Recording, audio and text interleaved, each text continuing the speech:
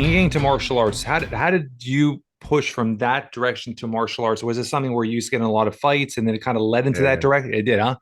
So that's something. Were you yeah, ever in trouble with the law? yeah. Great question. Yeah, so yeah, I was in trouble with the law a lot. I actually just went over my record not too long ago because I'm considering being a firefighter, and they do a lot of personal history. So I had to go find all of my personal history, and I filled up about 2 full pages of, Wow. of criminal acts. They're all like small stuff, misdemeanors, like Yeah. a lot of drinking and weed and small things like that. Nothing major, but um, anyway, I forget where I was going with that, but yeah, it turned to martial arts because I got really fucking lucky, to be honest. So in this small town, there was one guy that he was sort of like that. I don't know, like fake sensei type guy, right? The ones He the was ones that just touch you and you fall over. yeah, one of those guys, kind of, right? But he exposed me to the martial arts, right? So he had the VHSs of the UFC and stuff, and Yeah. I used to love Tank Abbott. That was my dude. I was like, he's one of us, man. Like he's a fucking bar brawler. Yeah. But I remember the first one I watched was when he got knocked out by Vitor Belfort, and I was like, oh well, he's one of us, but there's more to it than that.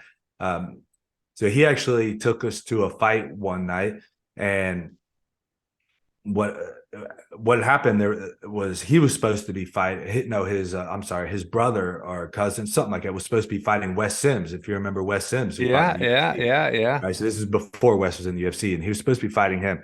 Wes didn't end up showing up that night, but this was literally like before commissions and everything, around 2000. And this was like what you would see in the movies, where there was guys smoking cigars, like betting on the fights, and like literally a movie scene. Yeah. And the promoter or cage announcer, whatever, comes on the mic and he says, "Hey, who wants to fight the champion?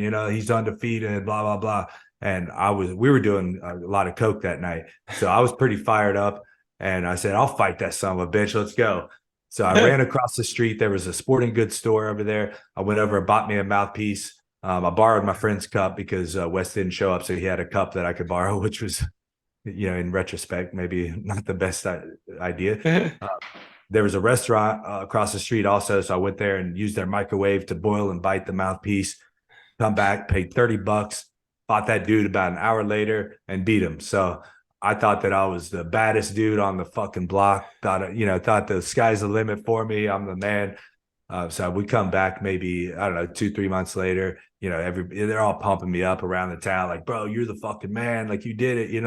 So I'm like, yeah, we go back, and I ended up fighting another guy who was actually about to go pro and was like a legit fighter, and he beat the absolute hell out of me, just mauled me to pieces.